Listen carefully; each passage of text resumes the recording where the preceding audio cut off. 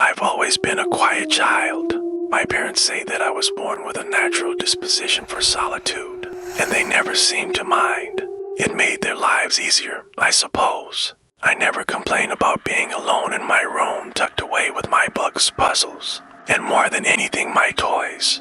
I had an entire collection: plush bears, wooden dolls, action figures, and mechanical contraptions. They were my friends, my companions. In the silence of my room, they were all I needed. But lately, things have changed. I first noticed it a few weeks ago. At night, after my parents had gone to bed, the voices began. At first, I thought it was just my imagination. I'd hear whispers, low and insistent, coming from the corners of my room. Sometimes they'd sound like a distant murmur, like people talking in the hallway. But I'd be alone, or so I thought. Voices would creep into my thoughts, soft at first, just whispers. He'll be easy to deal with. She's too soft. She's always too soft. We should take care of them both tonight. I sat up in bed, listening closely. The voices weren't coming from outside the room, they were inside my head. They would fade in and out like static on a broken radio. My heart would race and I'd pull the covers over my head, hoping the sounds would go away.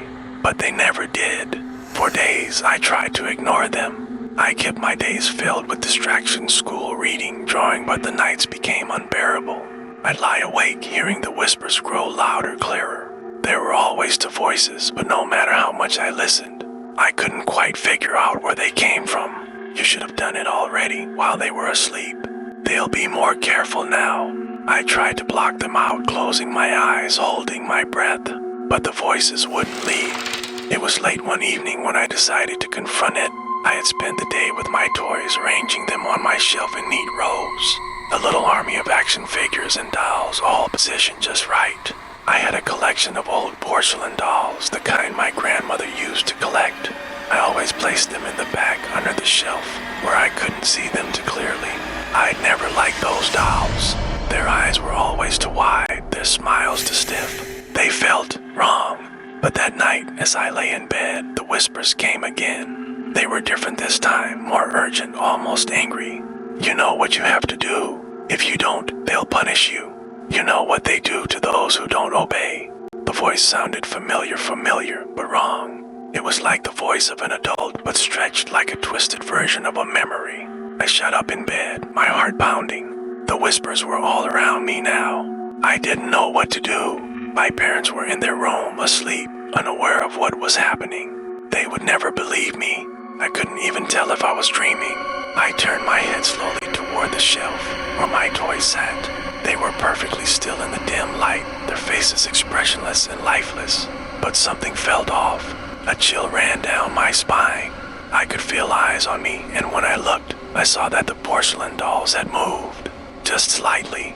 One of them, a tall woman in a faded yellow dress, was now facing the bed, her eyes wide open, fixed on me. I froze.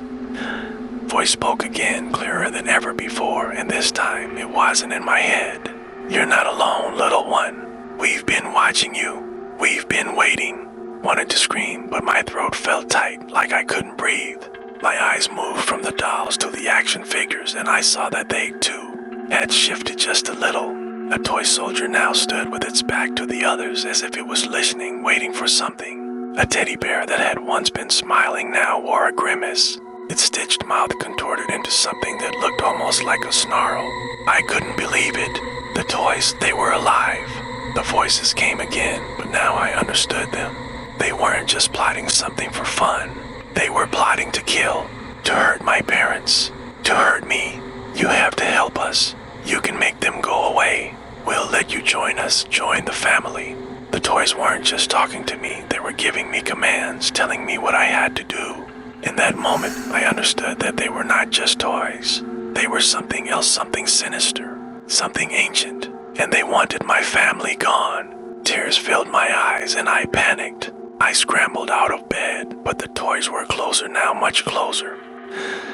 Porcelain doll with the yellow dress had somehow crossed the room and was now perched on the edge of my bed, her cold, lifeless eyes staring directly into mine. The voices grew louder, more insistent. You have no choice. If you don't help us, we'll come after you, too. My mind raced, and in my panic, I grabbed dinosaur. I hurled it across the room, and for a moment everything went still. The dolls stopped moving. The action figures froze. Even the whispers died down. But then I heard it. A small laugh, almost a giggle, came from somewhere beneath the bed. A soft, rustling noise.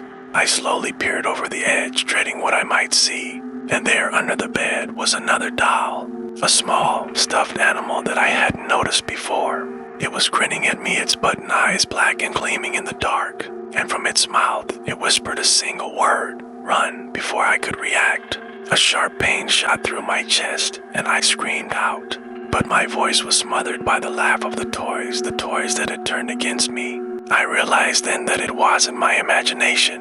They weren't just voices in my head. They had been there all along, living in the shadows, whispering in the silence. And now they were coming for me. I ran, but as I bolted toward the door, the toys, my friends, came alive. They surged toward me faster than I could move. My heart raced in panic, and I could hear their laughter grow louder. The voices turned into a symphony of cruel mockery, taunting me as I tried to escape. And just before I reached the door, the last thing I heard was the voice of the porcelain doll. The one that had been watching me all along. "You're part of us now. Forever." The door slammed shut. The last thing I saw was my reflection in the mirror, the smile on my face not my own.